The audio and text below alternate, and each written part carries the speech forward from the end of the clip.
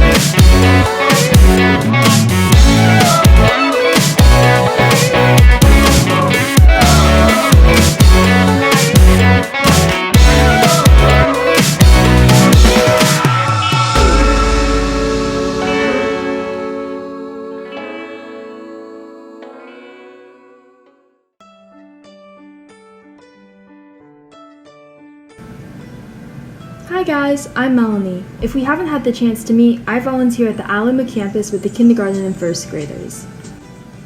I want to start by reading over our main verse of this series that lists the fruit of the Spirit. It is Galatians 5:22 and 23, and it says, "But the fruit of the Spirit is love, joy, peace, patience, kindness, goodness, faithfulness, gentleness, self-control. Against such things there is no law."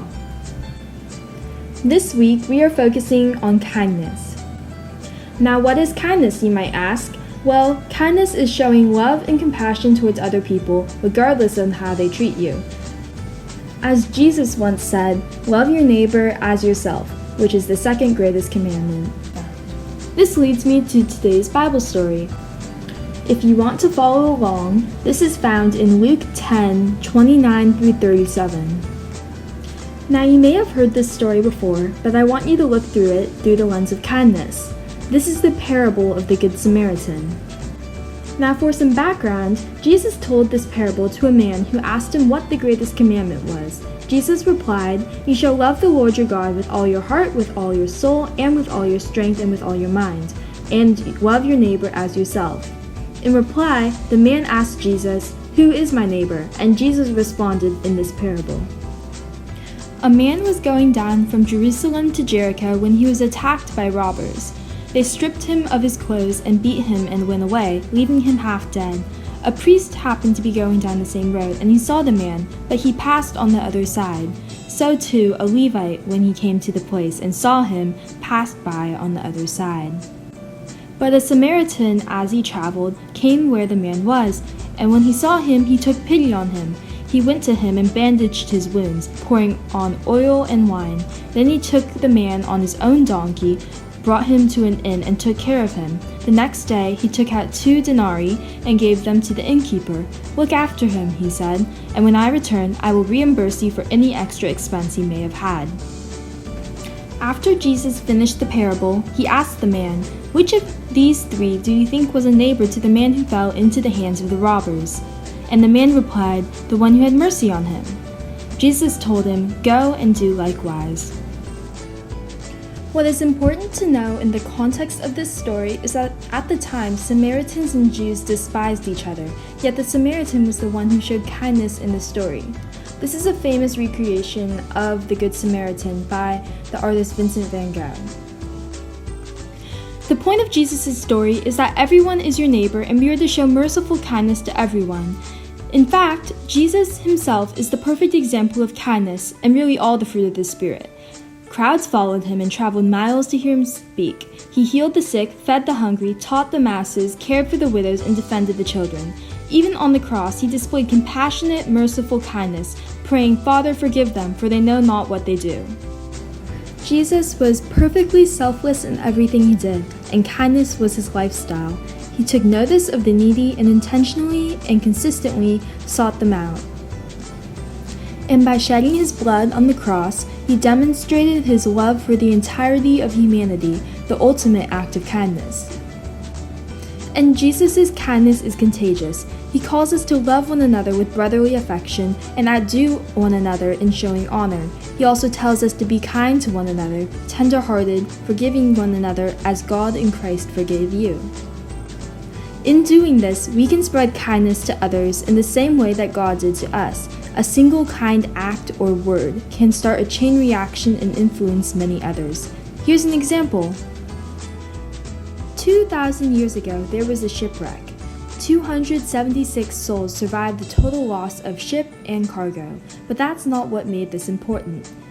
Nor was it even the fact that there were several key disciples of the early church, such as Paul and Luke, who wrote much of the New Testament. The importance of this shipwreck lies in what Paul wrote later about the unusual kindness of the natives.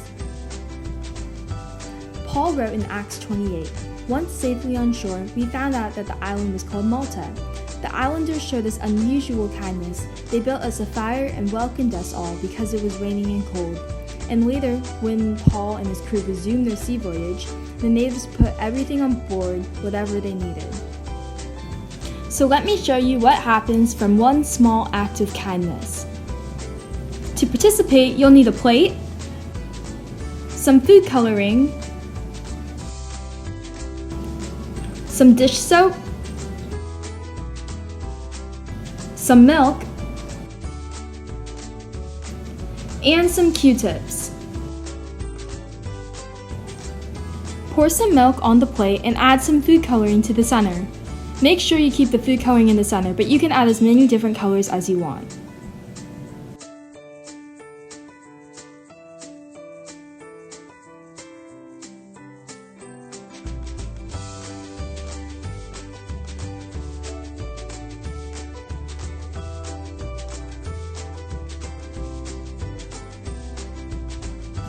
Then, add some of the dish soap to the end of the Q-tip.